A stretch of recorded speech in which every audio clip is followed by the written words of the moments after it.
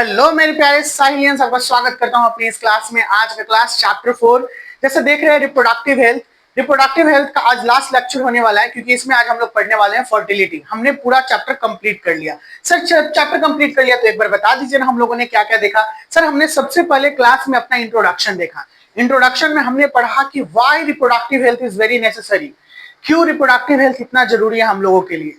क्योंकि we know that reproduction is a very essential characteristic of a life, यानी बहुत ही जरूरी कैरेक्टरिस्टिक है लाइफ का। रिप्रोडक्शन बहुत ही जरूरी कैरेक्टरिस्टिक है।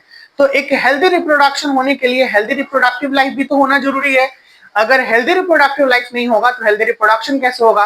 क्योंकि रिप्रोडक्शन इंश्योर्स करता है कंटिन्यूटी ऑफ लाइफ को। अगर लाइफ की निरंतरता को बनाए रखना है तो उसमें प्रजनन बहुत बड़ा भागीदारी है। अगर आपका शादी होगा तभी तो आपके बच्चे लोग होंगे, और वो बच्चे लोग इस धरती पर रहेंगे तो आपके अस्तित्व को बनाए रखेंगे। यानी ह्यूमन का अस्तित्व इस धरती पर कब तक है? जब तक प्रजनन क्षमता जिंदा है। या किसी भी जीव का जब तक प्रजनन क्षमता जिंदा है तब तक उसके पास ऐसी क्षमता है कि वो इस धरती पर सरवाइव करेगा। प्रजनन क्षमता रहते हुए अगर धरती पर कोई बहुत बड़ी आपदा आ जाए, जैसे उल्का पिंड गिर जाए, जैसे डायनासोर का पीरियड खत्म हुआ था ना, लेकिन डायनासोर बड़ा पीरियड खत्म हुआ था। ये जो छिपकली आप देखते हो ये किसका वंशज है? ये किसका एक मॉडिफाइड रूप है? ये डायनासोर पीरियड का ही है, क्योंकि इसमें जो कैरेक्टरिस्टिक पाए गए हैं छिपकली में, कोमोडो ड्रैगन में, ये सब में जो आप देखिएगा ये उसी का है। तो शायद अगर कुछ ऐसा चीज हो जाए तो मानव भी बदल जाए, मानव एक छोटा सा जीव में बदल जाए, इतनी को मानव हो जाए, या फिर कुछ और अगर न्यूक्लियर जो होता है, ये नहीं होता आजकल रेडिएशंस वगैरह बहुत सारे छूट रहे हैं, तो मानव भयानक भी हो जाए, बड़ा हो जाए, कुछ भी बदलाव हो सकता है। जिस प्रकार से मानव है हम लोग, ऐसे आप लोगों को पता है कि आर्य लोगों की हाइट कितनी होती थी? आर्य लोग जो होते थे, आर्य का मतलब समझते हैं? हिस्ट्री वगैरह में आपने पढ़ा होगा, 9th-10th के क्लास में हिस्ट्री में आपने पढ़ा होगा। जब वैदिक युग था हम लोगों का, जिसमें 4 वेद हैं, समझ, ऋग्वेद, अथर्ववेद, सामवेद, यजुर्वेद, ये सब वेद में, तो वेदों में आर्य का आगमन के बारे में बात है। आर्य का हाइट 9 से 10 फीट हुआ करता था। कितना फीट हुआ करता था? 9 से 10 फीट। अभी हम लोग कितने फीट कर रहे हैं? एवरेज हाइट 5 फीट है। एवरेज हाइट सबका 4 से 5 फीट में अटक गया है। तो धीरे धीरे हम लोग का हाइट क्या होते जा रहा है? कमते जा रहा है। किसी को देखे अभी 9 से 10 फीट का? लेकिन नहीं, आप जो पुरानी गाथाओं में देखिएगा रहता है किसी किसी का, ठीक है ना, सबका नहीं, लेकिन एक एवरेज औसतन जो हाइट है इस पूरी दुनिया में अगर देखा जाए तो औसतन हाइट मारिएगा तो 5 फीट के अप्रोक्स में आपका आएगा। तो चलिए आते हैं मेन मुद्दे पे। सर हमने इंट्रोडक्शन पढ़ा रिप्रोडक्टिव हेल्थ का। इंट्रोडक्शन में हमने जाना कि कैसे रिप्रोडक्टिव हेल्थ बहुत जरूरी है। सर इस थोड़ा सा टॉपिक्स भी आप लोग को दिया मैंने। दिस इज द साइन और सिंबल कि रिप्रोडक्टिव हेल्थ हम लोग को अच्छा रखना है, बरकरार रखना है। सर इसमें फीमेल का ही क्यों दिया गया है? ज्यादातर देखिए फीमेल जैसे ये नहीं, ये सिंबॉलिक एक फोटो डाला गया है। मेल फीमेल दोनों का जरूरी है, ठीक है, लेकिन फीमेल को थोड़ा ज्यादा प्रायोरिटी दी जाती है।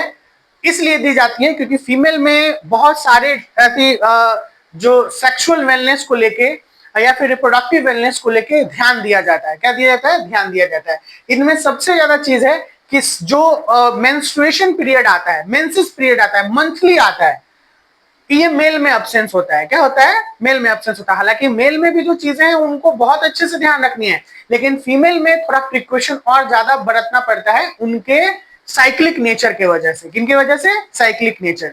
इसीलिए उनका रिप्रोडक्टिव हेल्थ केयर का ध्यान बहुत ज्यादा रखना पड़ता है। आपने कई प्रोग्राम में, मैंने बताया भी था, कई प्रोग्राम में आपने ये सुना है जो सोशल मीडिया पे या फिर ऑडियो विजुअल मीडिया के थ्रू आप लोग को क्या समझाया जाता है, जैसे सैनिटरी पैड्स के बारे में, पिल्स के बारे में, वेलनेस के बारे में, इसी के बारे में ये समझाया गया है।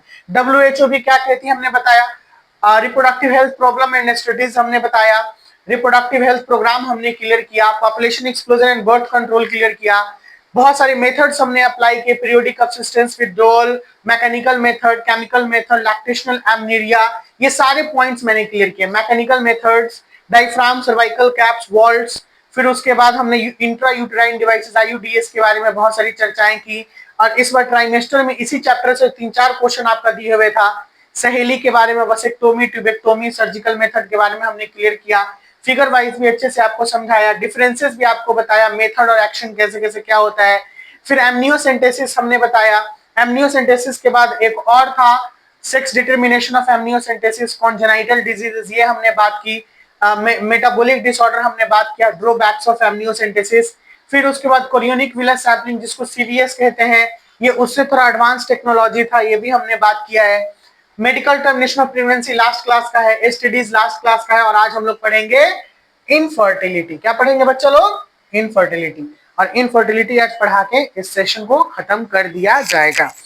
इनफर्टिलिटी का मतलब होता है, क्या होता है मतलब बताइए ना? बांझपन। बहुत बढ़िया। इनफर्टिलिटी का मतलब क्या होता है? अच्छा, ऊपर लिखा हुआ है इसे। इनफर्टिलिटी का मतलब क्या होता है? बांझपन। क्या होता है बच्चा लोग? बांझपन, यानी वैसे कपल जिनको बच्चा नहीं हो रहा है, वैसे कपल जिनको बच्चा नहीं हो रहा है। अभी आप लोगों ने बहुत बार सुना होगा, टीवी वीवी पे भी, मीडिया में ये सब दिखाता है, आईवीएफ टेक्निक अपनाइए और बच्चा पाइए। अब ये पहले वाली बातें नहीं रही कि बच्चा नहीं हो रहा है, बच्चा नहीं हो रहा है। अब टेस्ट ट्यूब बेबी होने लगा है। क्या होने लगा है? Test tube baby. इसमें सबसे पहला जो उदाहरण था, एक मूवी आया था विकी डोनर, पता नहीं आप लोग देखे हैं नहीं देखे हैं, विकी डोनर, ठीक है, जिसमें एक बहुत ही बेहतरीन गाना पानीदार रंग देख के, गाना सभी को सुनते होंगे। विकी डोनर में डोनर का मतलब होता है स्पर्म को वो डोनेट करता है और उसके स्पर्म को ओवम के साथ मिला के बच्चा को तैयार किया जाता है। अगर कोई कपल ऐसा है जिसके मेल में प्रॉब्लम है, स्पर्म नहीं हो रहा है, तो एक अच्छा डोनर, हेल्दी डोनर देखता है और उस डोनर से स्पर्म को ले लेता है और स्पर्म को टेस्ट ट्यूब में ओवम को मिला के बच्चे को रखता है और फिर माँ में इम्प्लांट कर देता है। ठीक है। अगर मदर में ये प्रॉब्लम है तो डोनर मदर से ओवम को लेके और उसके फादर का स्पर्म मिला के टेस्ट ट्यूब में बना के और फिर मदर में इम्प्लांट कर देता है। क्या कर देता है? मदर में इम्प्लांट। ये टेक्निक है आईवीएफ का। किसका है? आईवीएफ का। तो हम लोग इसमें इनफर्टिलिटी में इसी टेक्निक के बारे में बात करेंगे कि इनफर्टिलिटी अगर होगा तो हम लोग क्या क्या तरीके अपना सकते हैं जिससे हम लोग बच्चे को जन्म दे सके या बच्चे को अडॉप्ट कर सके। क्या कर सके? अडॉप्ट कर सके, यानी अपना सके। तो देखिए, चलिए स्टार्ट करते हैं। सबसे पहले फेज से कहता है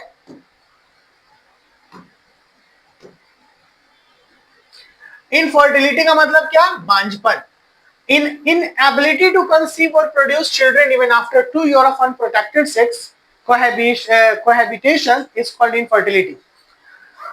अगर 2 साल तक अनप्रोटेक्टेड सेक्स करते रहे और उसके बावजूद भी बच्चा अगर नहीं हो रहा है तो उसी प्रोसेस को हम लोग बोलते हैं इनफर्टिलिटी। क्या बोलते हैं? इनफर्टिलिटी। खास करके कौन से कपल? जो न्यू मैरिड कपल होते हैं, वो शादी होने के बाद तो सेक्स करना ही है, सेक्स करेंगे।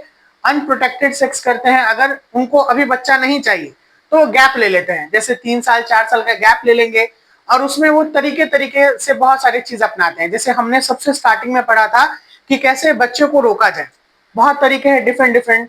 आपने कई ऐसे सोशल मीडिया पे या फिर कई जगहों पर आपने ये प्रचार देखा होगा, यूज कॉन्डम। तो कॉन्डम को यूज करने से क्या होता है? डेफिनेटली स्पर्म का ओवम के साथ मिलान नहीं होता है। तो जब कॉन्डम का यूज होगा तो वो प्रोटेक्टेड सेक्स हो गया। किसका? कैसा सेक्स का है हमने? Protected sex. लेकिन जब न्यू कपल है और वो दोनों आपस में सेक्स करेंगे तो अनप्रोटेक्टेड, और उसके बावजूद वो चाहते हैं कि बच्चा हो, ठीक है ना? अनप्रोटेक्टेड सेक्स चाहते हैं कि नहीं अब हमको बच्चा चाहिए, या कई शुरुआत में चाहते हैं कि नहीं हमको एक बेबी चाहिए, फिर भी बेबी नहीं हो रहा है, तो उस केस में हम लोग क्या कहेंगे? इसे इनफर्टिलिटी कहेंगे। क्या कहेंगे बच्चा लोग? Infertility. Various method are now available to help such couples. इस तरीके से 3 प्रकार के कपल्स के लिए अब बहुत तरीके आ गए हैं। क्या आ गए हैं? बहुत तरीके आ गए हैं जिसमें अब कपल्स को बच्चा हो सकता है। इसमें क्या क्या है? सबसे पहले आर्ट टेक्नोलॉजी है। कौन सा टेक्नोलॉजी? आर्ट। इसको याद कर लीजिएगा। असिस्टेड रिप्रोडक्टिव टेक्नोलॉजी से हम लोग कहते हैं। क्या कहते हैं? Assisted reproductive technology. क्या कहते हैं? असिस्टेड रिप्रोडक्टिव टेक्नोलॉजी, जिसको आर्ट टेक्निक कहते हैं। Includes all fertility treatment in which both sperm and egg are handle. इसमें जितने भी फर्टिलिटी ट्रीटमेंट है सब आ जाते हैं, जिसमें स्पर्म और एग को क्या किया जाता है? हैंडल किया जाता है। हैंडल का मतलब उसे देखा जाता है, समझा जाता है कि किस चीज का कमी है, उसे ठीक किया जाता है। तो स्पर्म और एग दोनों को हैंडल करेगा। Art procedure involves surgically removing eggs from a mother ovaries, combining them with a sperm laboratory and returning them to a woman's body or donating them to the another woman। क्या है? BBI समझ लीजिएगा। कह रहा है कि art technology में art technology में, असिस्टेड रिप्रोडक्टिव टेक्नोलॉजी में दोनों, एग को, किसको, एग को, एग कहां से आएगा, फीमेल से आएगा, स्पर्म कहां से आएगा, मेल से आएगा, इन दोनों को हैंडल किया जाता है, समझ में आया। और इन दोनों को सर्जिकली, जैसे ये तो आ जाएगा, लेकिन एग कैसे आएगा, एग तो बाहर नहीं आ सकता है ना, तो एग को कैसे किया है, सर्जिकली रिमूव किया है, कैसे किया है, सर्जिकली रिमूव करेगा एग को, और स्पर्म को मिला के ये टेक्नोलॉजी के थ्रू लेबोरेटरी में जो बनना है जाइगोट को तैयार करके एक स्टेज, जो इंपॉर्टेंट स्टेज है वहां तक, फिर इसको किस में डाल देगा, वोमेन में डाल देगा या डोनेटर में डाल देगा, ठीक है, वोमेन में डाल देगा या डोनेटर में डाल देगा। इस बात में कोई दिक्कत है क्या, समझ में आया, बाउंस नहीं किया। जैसे एग जो है और स्पर्म जो है, ये दोनों को मिलना जरूरी है, किसके लिए, जाइगोट के लिए, ठीक है। अब ये जाइगोट जो बनेगा, तो एग तो डायरेक्ट नहीं निकाल सकते हैं, तो उसके लिए हमें क्या करना पड़ेगा, सर्जिकली मेथड के थ्रू एग को हटाना पड़ेगा। ये बोला है कि इस प्रोसेस के दौरान में surgically removing eggs from a mother ovaries, mother के ओवरी से सर्जिकली रिमूव कर दिया जाता है, किससे जोड़ दिया जाता है, कंबाइनिंग देम विथ स्पर्म, कहां पे जोड़ा जाता है, लेबोरेटरी में, और फिर से इसको जो जाइगोट तैयार हो गया है वो वुमेन्स के बॉडी में, और जो डोनेटिंग किया है उसके वुमेन के बॉडी में डाला जाता है। अब वहां से डालने के बाद ये बेबी क्या होगा, डेवलपिंग करने लगेगा, हो गया टेक्निक। इसी को हम लोग कहें आर्ट।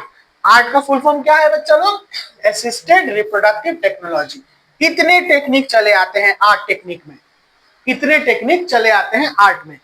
पहला है इन विट्रो फर्टिलाइजेशन, आईवीएफ, इसको जिफ्ट कहते हैं, जाइगोट इंट्राफेलोपियन ट्रांसफर, इसको आईसीएसटी कहते हैं, इंट्रासाइटोप्लाज्मिक स्पर्म इंजेक्शन, इसको गिफ्ट कहते हैं, गैमेट इंट्राफेलोपियन ट्रांसफर, और इसको सरोगेसी और सरोगेट मदरहुड कहते हैं, सरोगेसी और सरोगेट मदरहुड, जो कि इंडिया में फिलहाल के लिए बैन हो चुका है। क्या हो चुका है, बैन। क्यों हो चुका है, क्योंकि इसका मिसयूज बहुत ज्यादा देखा जा रहा था।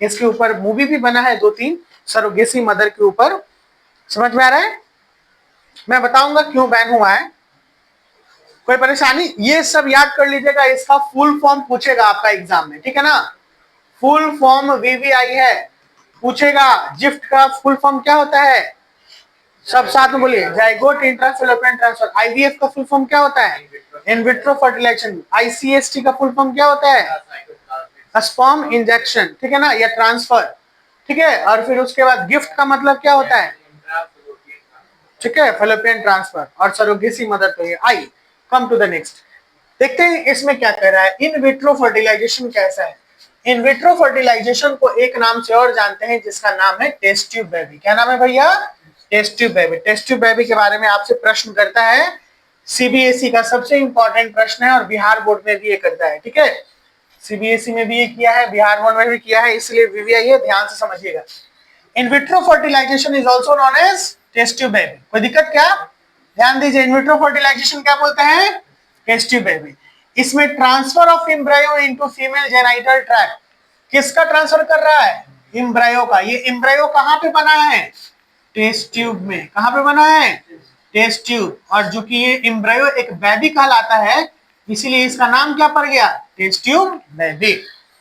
One such method is also commonly known as test tube baby programme.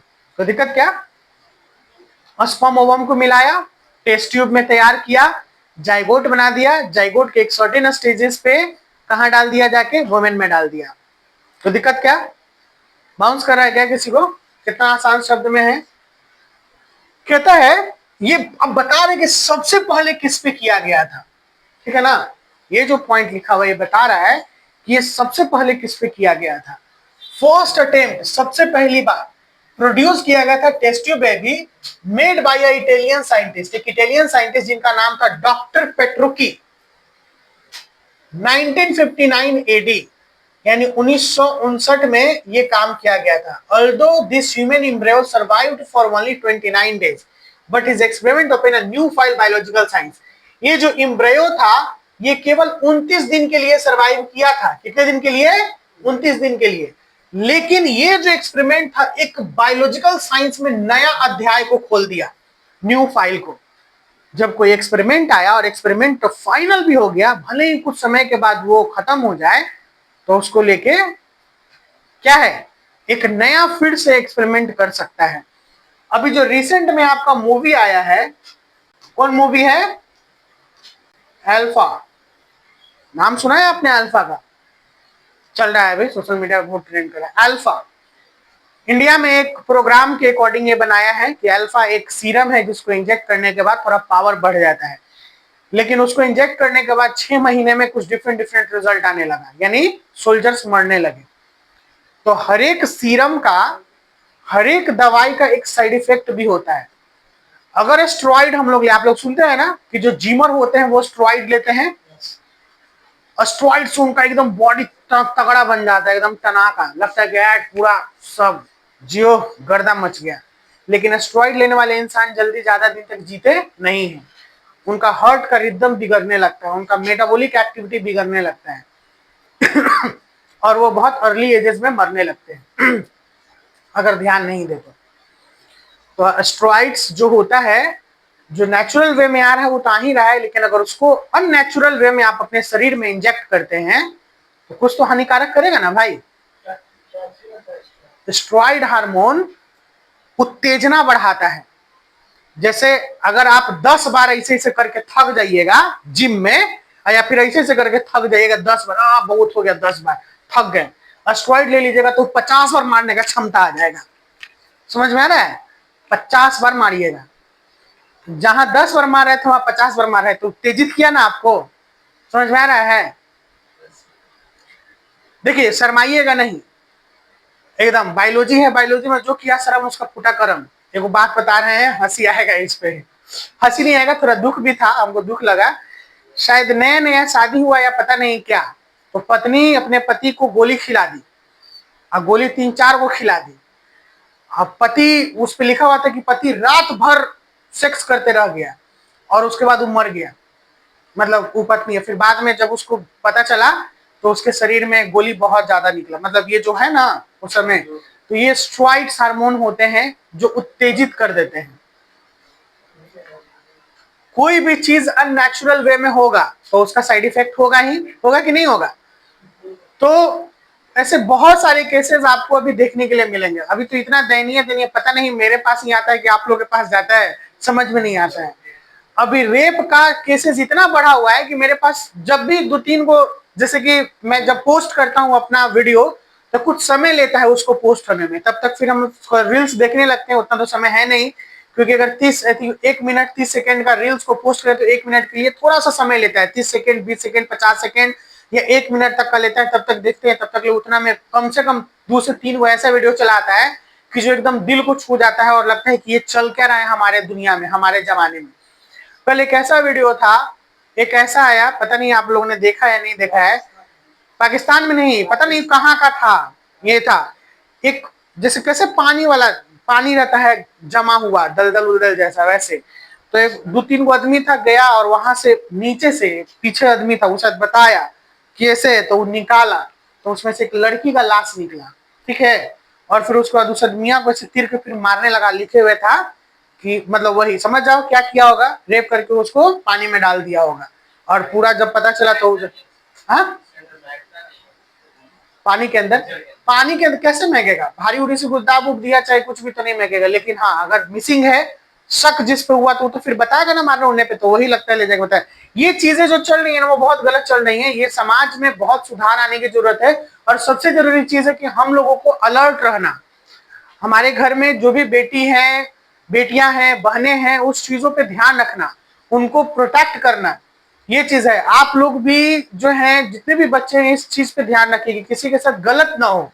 अगर गलत हो रहा है तो उसमें आप आगे बढ़ चढ़ के हिस्सा लीजिए कि ये क्या हो रहा है। जैसे कोई बच्ची चिल्ला रही है तो ठीक है, आप मदद नहीं कर सकते, पुलिस को तो जरूर बुला सकते हैं, पुलिस को बुलाइए, उसका नंबर नोट कर लीजिए, जो गाड़ी वगैरह जा रहा है, चाहे कुछ भी ऐसा हो रहा है, डरना नहीं है। जो गाड़ी वगैरह जा रहा है, जो कुछ हो रहा है, जैसे कुछ समय पहले एक बहुत ही, नहीं अब पुराना वाला कहानी खत्म हो गया कि फंस जाएगा, अब तो सब मोबाइले से एक्टिव है कि मोबाइले डायरेक्ट कर लिया। अभी कुछ समय पहले क्या था, आप देख रहे होगे गांधी मैदान में दो बच्ची आ रही थी शायद एग्जाम देके, तो उसको एक उतर रहा था, टेम्पो में बैठा रहा था और एगो उतरल थी। पूरा बहुत वायरल हुआ था, ये पेपर में भी आया था कैसे करके। तो ये बहुत ही दयनीय स्थिति हो गया है अभी समाज का। ये केवल यही का नहीं, हर एक जगह का ये स्थिति हो गया है, बहुत गंदा हो गया है। क्या चल रहा है जमाने में भाई। तो देखिए एक नया अध्याय शुरू हुआ, आगे चलते हैं। The first test tube baby was born to Leslie. ध्यान दीजिएगा बाबू, बहुत इंपॉर्टेंट है। The first test tube baby was born to Leslie and Gilbert Brown on July 25, 1978 in Oldham, England. Mrs. Brown had obstructed fallopian tubes. Dr. Patrick Steptoe and Dr. Robert Edward, both from England, experimented on Mr. Brown successfully. ठीक है, obstructed का मतलब होता है रुक जाना। Mrs brown का fallopian tube जो ऑब्स्ट्रक्ट हो गया था, तो एक तो बाहर आएगा नहीं, ऑब्स्ट्रक्ट यानी रुक गया, तो एक बाहर नहीं आया तो प्रॉब्लम हो गया। कौन डॉक्टर थे? Doctor Patrick Steptoe and doctor Robert Edward ने, इंग्लैंड के ये दोनों थे। इन्होंने इन्हीं के ऊपर, मिस्टर ब्राउन के ऊपर सक्सेसफुली क्या किया? क्या किया? एक्सपेरिमेंट किया। किस चीज का एक्सपेरिमेंट किया? फेलोपियन ट्यूब का। और जो बेबी वाज बोर्न टू था लेजली एंड गिलबर्ट ब्राउन का। The world first test tube baby, a baby girl था named लुइस जोए ब्राउन। क्या था? लुइस जोए ब्राउन। किसकी बेटी थी? इसी ब्राउन की, मिसेस ब्राउन की। ठीक है ना?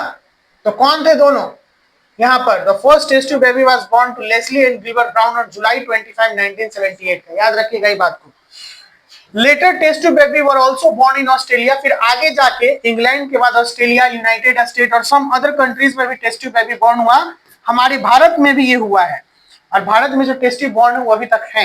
India's first test tube baby was born Durga on 3 October 1978 को इन कोलकाता में। इनके पेरेंटल नेम जो थे Kanupriya Agarwal, was created by doctor Subhash Mukherjee के द्वारा ये क्रिएट किया गया था, कनपुरिया अग्रवाल। ठीक है ना? और इस बेबी का नाम क्या था? दुर्गा। अगर अभी आप सर्च कीजिएगा नेट पे कि who was the first test tube baby in India, तो आपको आ जाएगा। क्या आ जाएगा? First test tube baby in India. रुकिए आप लोगों को दिखाई देता हूं।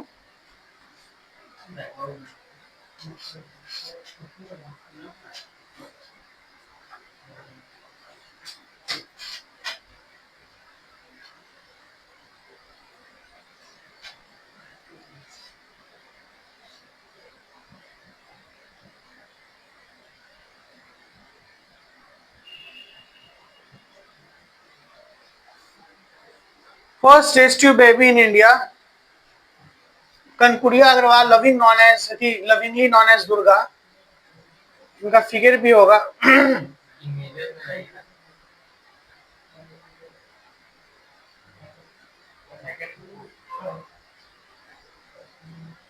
देखिए यही है, हर नेम इज कनपुरिया अग्रवाल और ऐसे दुर्गा के नाम से जानी जाती हैं। देख रहे हैं ना?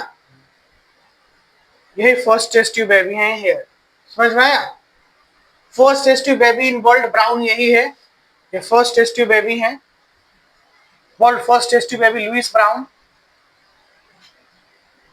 On this day 1978 the world welcomed Louis Brown, the first ever test tube baby born in England. Her birth marked as a revolutionary breakthrough in science of the beginning into IVF, in vitro fertilization। यानी अब कोई भी ऐसी महिला जिनको सब बांझ बोलता है या गलत बोलता है, वो भी महिला IVF के थ्रू क्या कर सकती है। अब पहले वाली बात नहीं रही कि बांझ महिला है तो उसको छोड़ के दूसरा से ब्याह कर ले। पहले चलता था ना ये सब? हाँ, नहीं बोलिएगा? बोलिएगा कि नहीं बोलिएगा? चलिए आगे आइए। नेक्स्ट टॉपिक है हम लोग का टेस्ट ट्यूब बेबी प्रोग्राम में क्या होता है।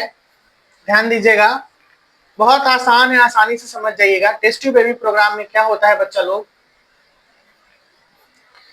देखिए टेस्ट ट्यूब बेबी प्रोग्राम में ओवा किससे लिया जाता है? वाइफ या फिर डोनर से जो कि फीमेल है। स्पर्म किससे लिया जाता है? हस्बैंड या फिर डोनर से जो कि मेल है। कलेक्ट कर लिया जाता है और इसे फिर इंड्यूस किया जाता है, दोनों को मिलाया जाता है और क्या बना दिया जाता है? जाइगोट। साइमुलेटेड कंडीशन में लेबोरेटरी में, ये लेबोरेटरी में एज अ किसके साथ में? ट्यूब के साथ में। ट्यूब के साथ ये लेबोरेटरी में हुआ। अब इन सब को अलग अलग फेज में बात कर देगा। टेस्ट ट्यूब में क्या? इन विट्रो फर्टिलाइजेशन हो गया। अब यहां देखिएगा जो जाइगोट अर्ली एम्ब्रायो यानी 8 ब्लास्टोमियर तक रहेगा और फिर उसको ट्रांसफर किया जाएगा फेलोपियन ट्यूब में, तो इसको हम लोग कहेंगे जिफ्ट। क्या कहेंगे? जिफ्ट, जिसको जाइगोट इंट्रा फेलोपियन ट्रांसफर बोला गया। यानी जो 8 ब्लास्टोमियर का जाइगोट है, इसको कहां पर ट्रांसफर कर दिया? क्या कहा? फेलोपियन में। और कैसे ट्रांसफर किया? इंट्रा से, यानी इंजेक्ट करके, ठीक है ना, वो ट्रांसफर कर दिया। तो एम्ब्रायो को, या फिर surgically, embryo with 8 more than 8 blastomere, अगर 8 से ज्यादा होता है तो आईयूटी यानी इंट्रा यूटेराइन ट्रांसफर किया जाता है टू कंप्लीट फर्दर डेवलपमेंट, आगे डेवलपमेंट के लिए। ये एम्ब्रायो जो फॉर्म हो गया, इन विवो फर्टिलाइजेशन कहते हैं। इन विवो फर्टिलाइजेशन का मतलब होता है कि fusion of gamete with in the female, ठीक है। ये फ्यूजन ऑफ गैमेट किस में होता है? फीमेल के अंदर में। Also could be use such transfer to assist those female can not conceive.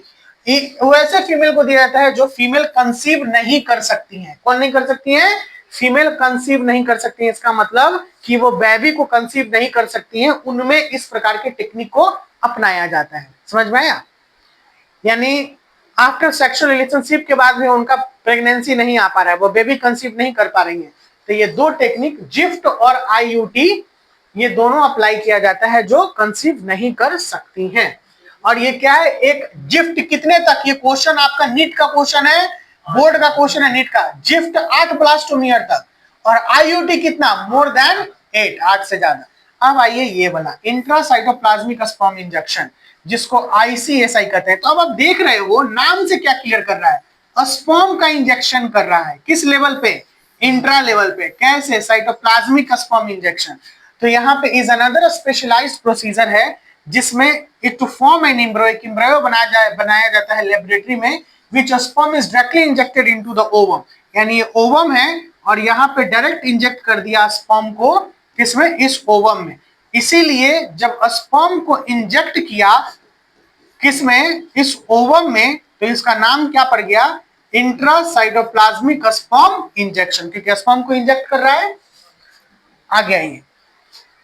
Infertility cases either due to inability the male partner to inseminate the female or due to the very low sperm counts to ejaculates could be corrected by artificially insemination. Artificially insemination. अब ध्यान दीजिएगा कि जो mail का अगर sperm बढ़िया count नहीं है, बढ़िया काउंट का मतलब स्पर्म मिलियंस में होता है, पता है ना, लेकिन उसका काउंट बढ़िया नहीं है, यानी स्पर्म की नंबर ऑफ स्पर्म ज्यादा नहीं है, तो उसमें क्या किया जाएगा? ये टेक्निक अपनाया जाएगा। ये एआई टेक्निक आर्टिफिशियल इंसेमिनेशन किया जाता है, यानी वो आर्टिफिशियली डायरेक्टली इंसेमिनेट करेगा जिससे स्पर्म टारगेट तक पहुंच जाए। देखिए लिखा हुआ है क्या है? आर्टिफिशियली इन दिस टेक्निक, इस टेक्निक में जो सीमेन होता है कलेक्ट किया जाता है या तो हस्बैंड से या तो हेल्दी डोनर से। अगर हस्बैंड एबल नहीं है, उसका स्पर्म ही नहीं आ रहा है, या स्पर्म आ रहा है जिसमें कि स्पर्म है ही नहीं, ठीक है ना, जो सीमेन आ रहा है उसमें स्पर्म मौजूद नहीं है, तो हेल्दी डोनर से लेगा। Is artificially introduce either due to the vagina, artificially introduce या तो वेजिना में करेगा या तो यूटेरस में करेगा, इसीलिए इसका नाम क्या पड़ा? IUI, intra uterine insemination of the female. जैसे ये यूटेरस है, ये वजाइना है। अब ये जो मेल का स्पर्म है, या तो ये मेल किससे आएगा? हस्बैंड से आएगा, या किससे आएगा? डोनर से आएगा। इस स्पर्म को क्या करेगा? या तो यहां इंजेक्ट करेगा या तो यहां इंजेक्ट करेगा। क्या किया?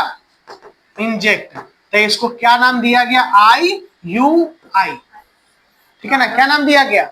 IUI, intra uterine insemination of the क्या स्पर्म। बहुत सारे कारण हैं, आपका लाइफ स्टाइल, आपका हैबिट, दारू पीजिए, सिगरेट पीजिए, उल्टा पुल्टा कीजिए, ठीक है ना।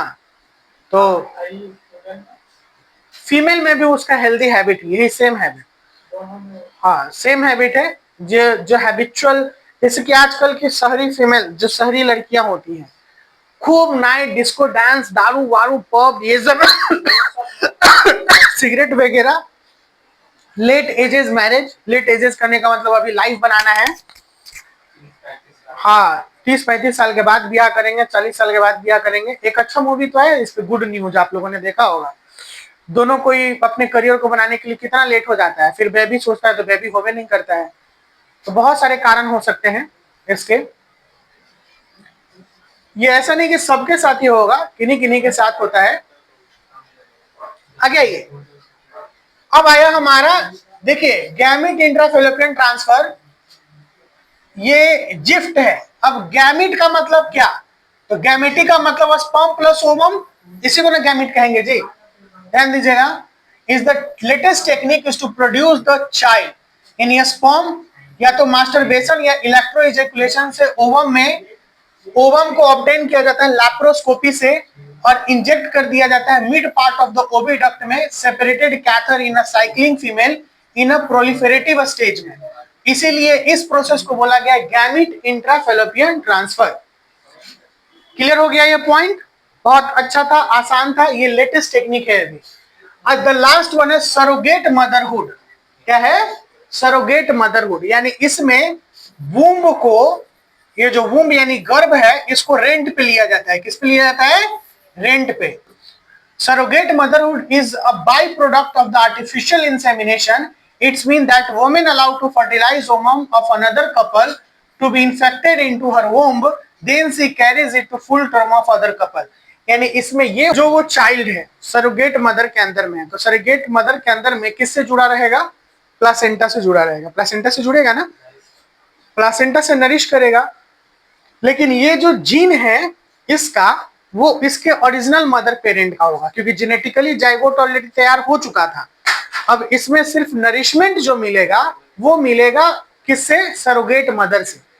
तो नरिशमेंट के दौरान में जो भी चीज मिल रहा है वो सरोगेट मदर से मिल रहा है, तो उसमें उसका बॉडी का डेवलपमेंट है, थोड़ा बहुत इन्फ्लुएंस कर सकता है, लेकिन जेनेटिकली इन्फ्लुएंस नहीं करेगा। कोई दिक्कत क्या? ये हो गया आपका सेवा समाप्त, चैप्टर कंप्लीट। ठीक है ना? क्या हो गया? चैप्टर कंप्लीट आज के दिन में। तो दोस्तों अगले क्लास में इसका question answer, fill in the blanks, जितने भी चीज होंगे उसको सॉल्व कर लेंगे, और फिर अगले सेशन में हम लोग अब स्टार्ट करेंगे जेनेटिक्स एंड इवोल्यूशन। बहुत जबरदस्त टॉपिक, बहुत भयंकर, बहुत ही बिजोर, जेनेटिक्स एंड इवोल्यूशन। इसको मिस नहीं कीजिएगा, मिस कीजिएगा तो बहुत कुछ खोइएगा। Bye bye, take care, see you soon.